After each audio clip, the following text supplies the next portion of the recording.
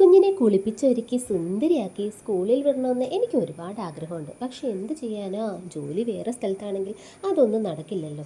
കുഴപ്പമില്ല, ഇച്ചായൻ എന്നേക്കാൾ നന്നായിട്ട് ഇതെല്ലാം ചെയ്യുന്നത് കൊണ്ട് ആ ഒരു കാര്യത്തിൽ എനിക്ക് ഒരു ടെൻഷനും വേണ്ട.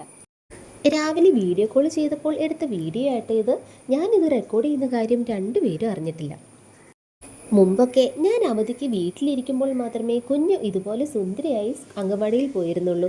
എന്നാൽ ഇപ്പോൾ ഇച്ചായൻ അതിനൊക്കെ എക്സ്പേർട്ടായി. പുരികവും കണ്ണുമെല്ലാം എന്നേക്കാൾ നന്നായിട്ട് വരയ്ക്കാൻ ഇപ്പോൾ കക്ഷിക്കറിയാം. പൗഡർ ഇട്ട് കൊടുക്കുന്നതിൻ്റെ ഇടയിൽ തുമ്പിക്കുഞ്ഞ് ചോദിക്കുക, എന്തിനാ അപ്പായി എൻ്റെ മൂക്കിൽ പൗഡർ ഇടുന്നത്, അവിടെ കൺമഷി ഒന്നും എഴുതിയില്ലല്ലോ എന്ന്. അപ്പോൾ ചിരിച്ചുകൊണ്ട് ഇച്ചായൻ ചോദിച്ചു, കൺമഷി ഇടുന്നിടത്ത് മാത്രമേ പൗഡർ ഇടൂ എന്ന് നിന്നോട് ആരാ പറഞ്ഞത്? എന്തിനും ഏതിനും ഒരു 100 സംശയം ഉണ്ടാവും. കുട്ടികളല്ലേലും അങ്ങനെയല്ലേ. മുമ്പൊക്കെ 10 മണിക്കും 11 മണിക്കും ഒക്കെ ഓഫീസിൽ പോയിരുന്ന ആളാണ്. ഇപ്പോൾ 9 മണിയാകുമ്പോൾ കുഞ്ഞിനെയും കൊണ്ട് പോകേണ്ട കാരണം കറക്റ്റ് 9:30 ആകുമ്പോൾ ഓഫീസിൽ ചെല്ലും.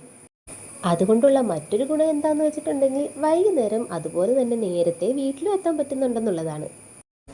8:30 ആയാലും കട്ടിലേന്ന് എഴുന്നേക്കില്ലായിരുന്ന ആളാ ഇപ്പോൾ 7 മണിയാകുമ്പോൾ തന്നെ എഴുന്നേൽക്കും.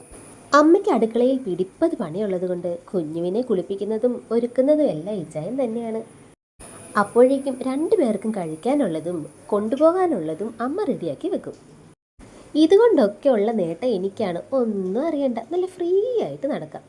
പക്ഷേ എനിക്കതെല്ലാം ഒരുപാട് മിസ് ചെയ്യുന്നുണ്ട്. ചിലപ്പോൾ തോന്നും ഈ ജോലിയൊക്കെ നിർത്തി കുഞ്ഞിനെ നോക്കാൻ വീട്ടിൽ പോയി നിന്നാലോ എന്ന്.